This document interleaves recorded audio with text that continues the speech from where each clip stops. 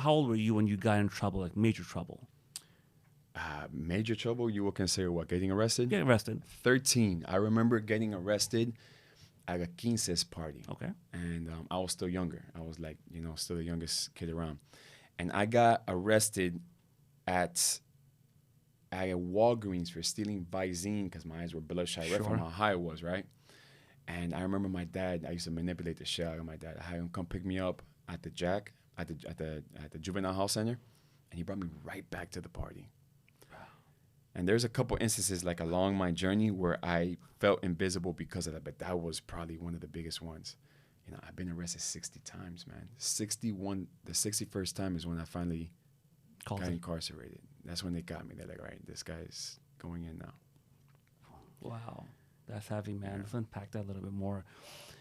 I guess once you get arrested, the fear to get arrested after that goes away.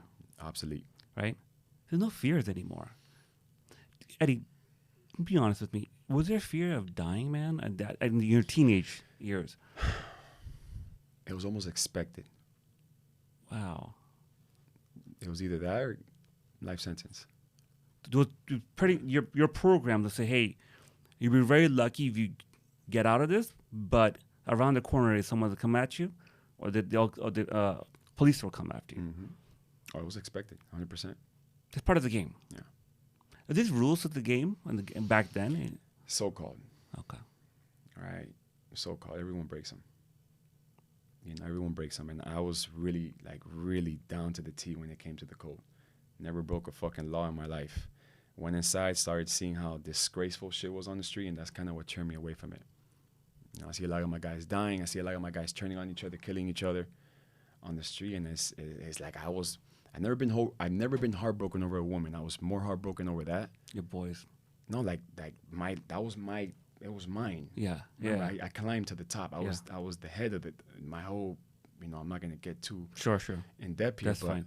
I respect that. That really just started to change my perspective about shit.